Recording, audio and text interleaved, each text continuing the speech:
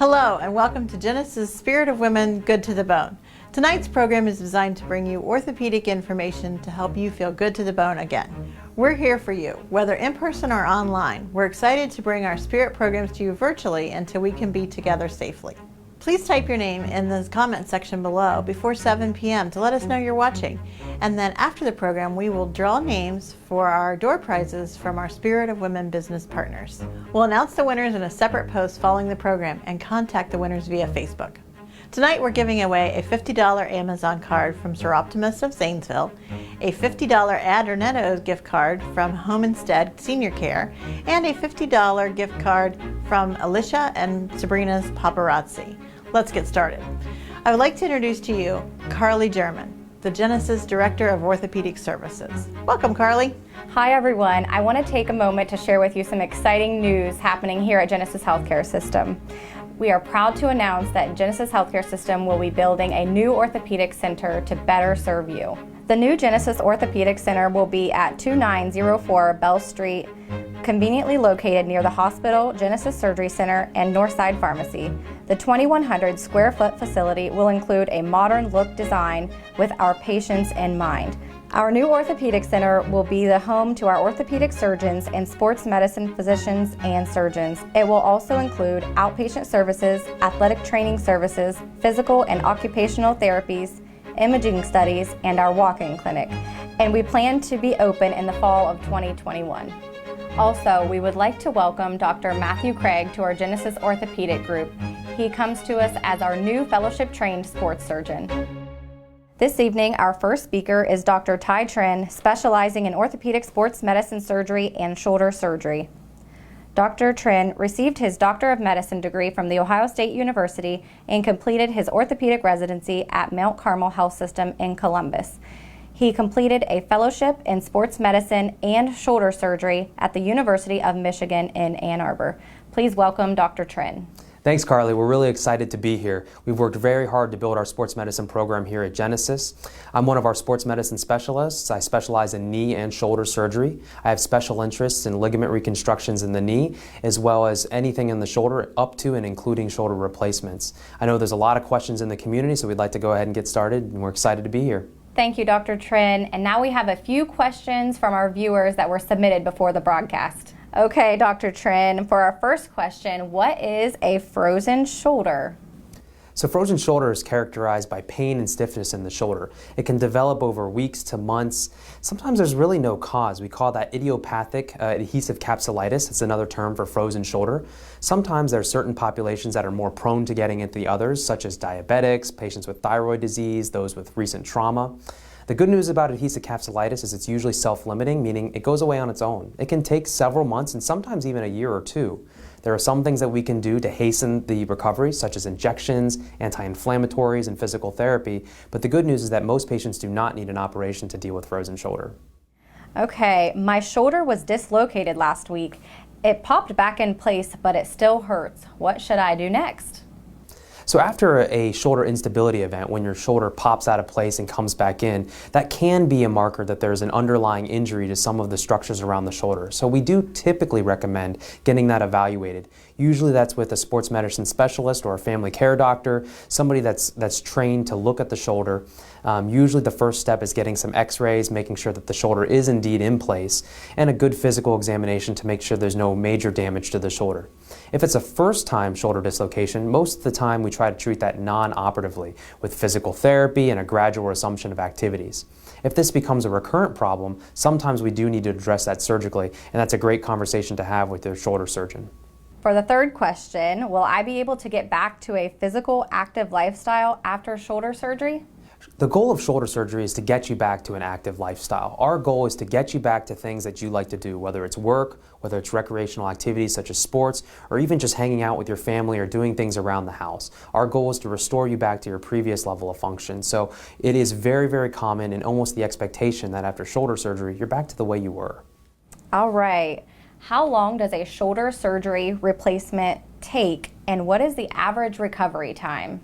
So shoulder replacements typically take somewhere between an hour to 2 hours, depending on the complexity of the case. There are certainly times that the complexity of the case dictates that we're in the operating room a little bit longer, but for the most routine shoulder replacements somewhere around an hour.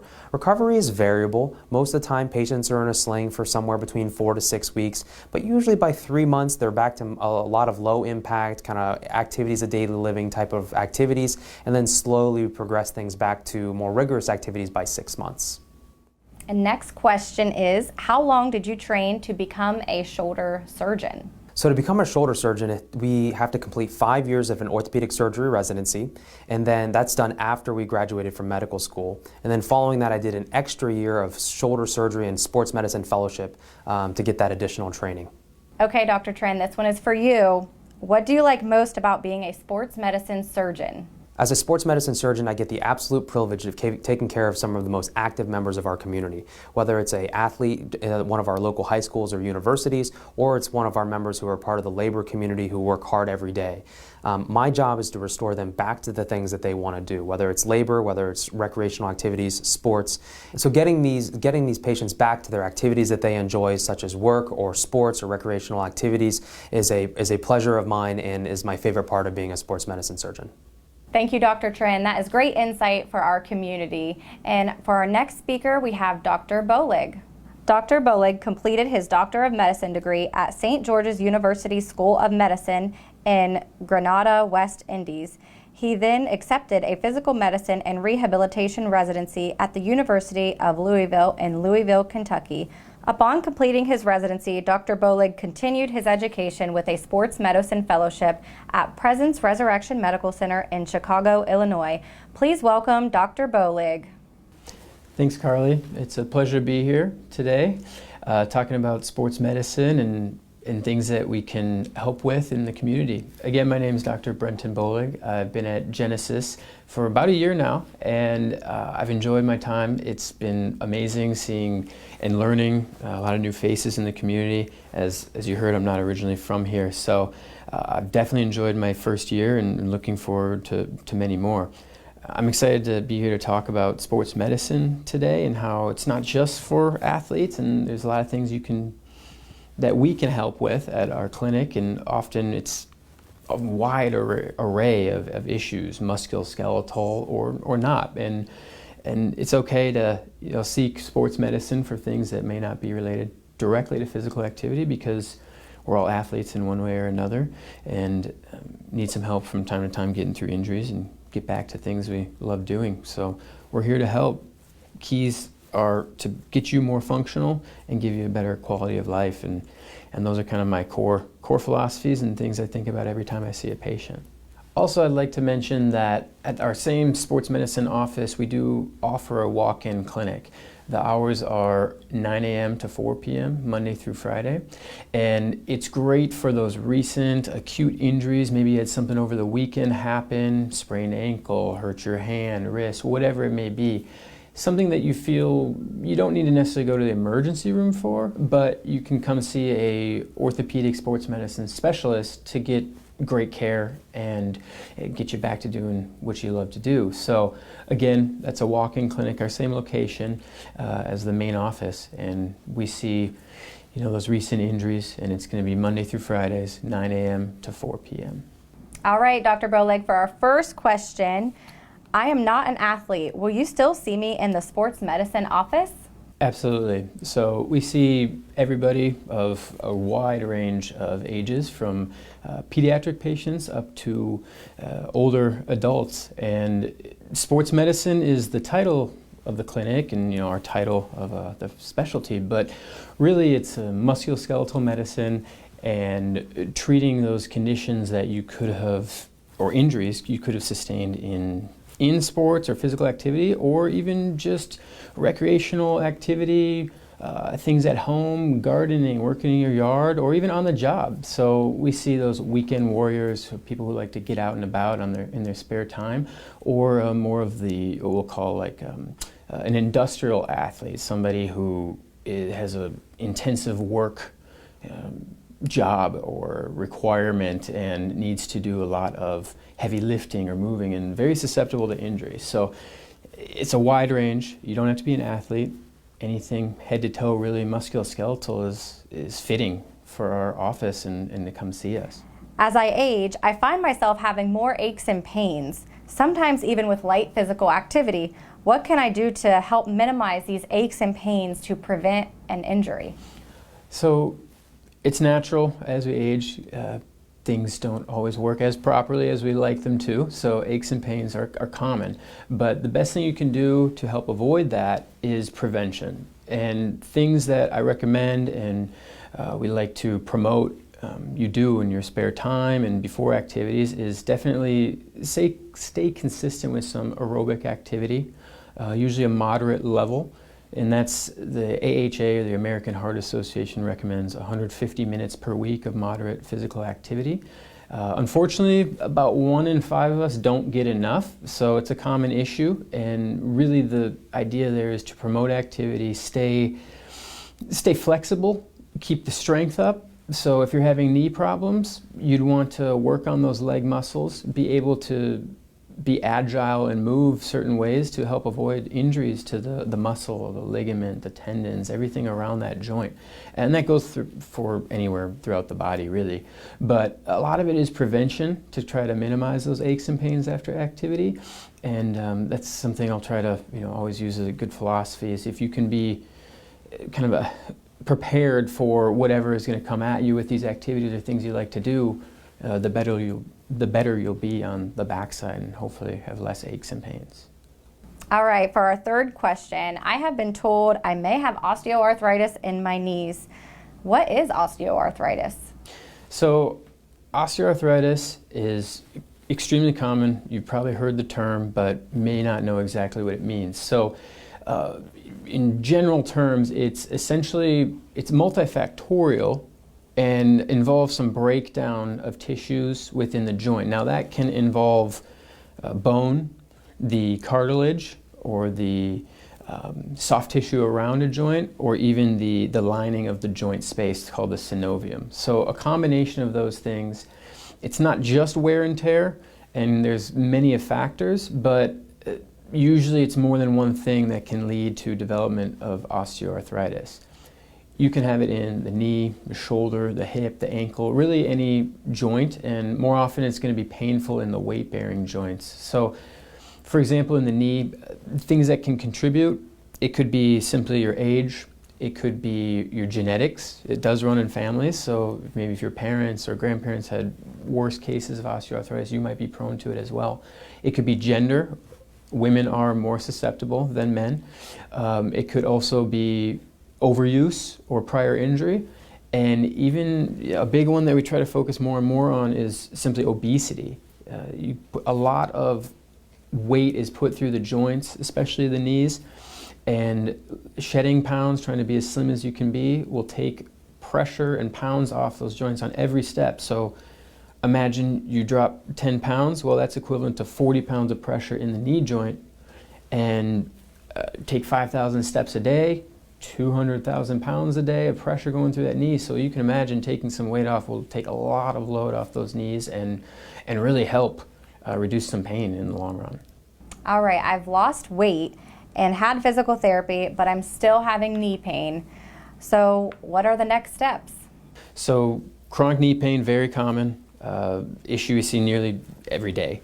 There's different approaches you can take and kind of algorithms you can follow to really treat that knee pain. So things we'll start off with, as you mentioned in the question, physical therapy, losing weight, key, those are great. Staying physically fit, trying to shed those pounds and try to put less weight through the joint is wonderful.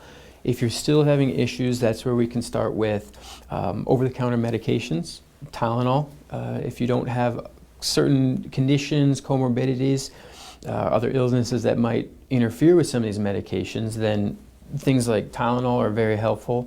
NSAIDs, or non-steroidal anti-inflammatory medications.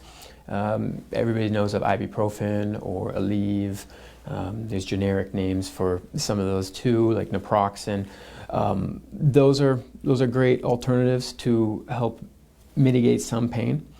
People also find relief from topical medications, so things like lidocaine rubs, brand names like Icy Hot or Biofreeze, or using capsaicin. These are things you can rub on to a painful knee and hopefully help temporarily, usually, mitigate some of that pain.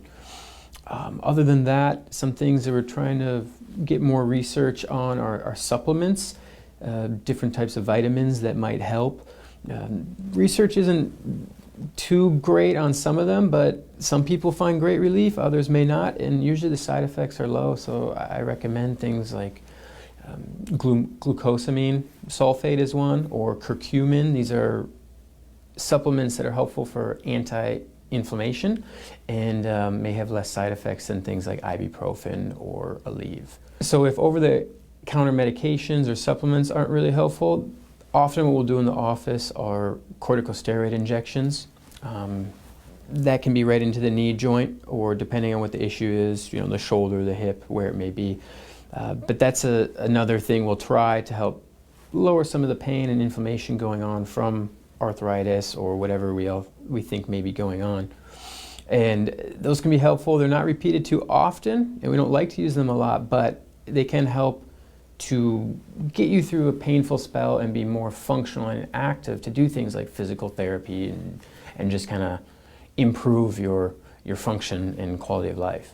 Okay, for our last question of the night, I have shoulder pain and I don't know where to start. Do I start with you?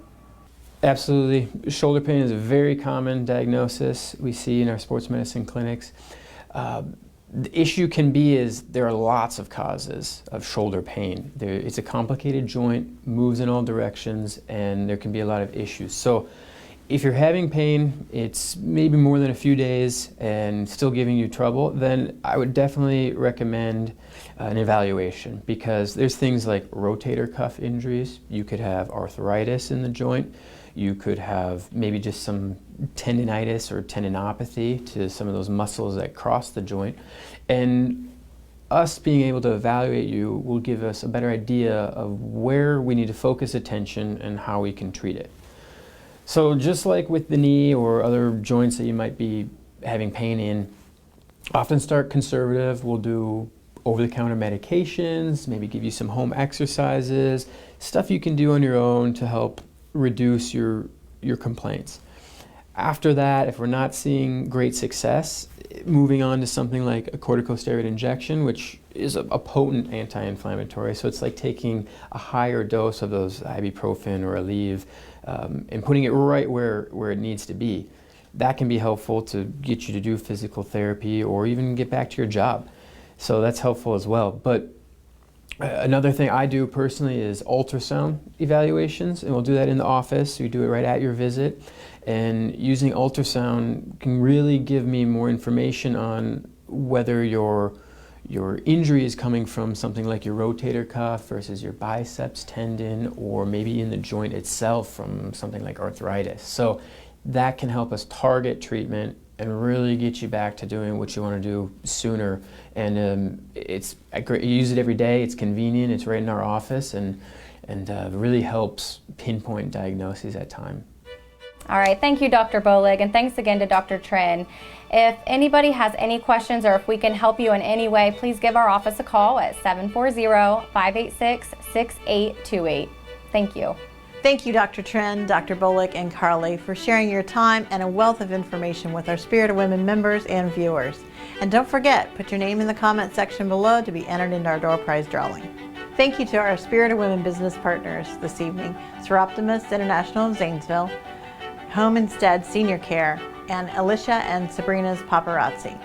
And thank you for joining us for our Spirit program, and watch for more Spirit programs virtually coming soon.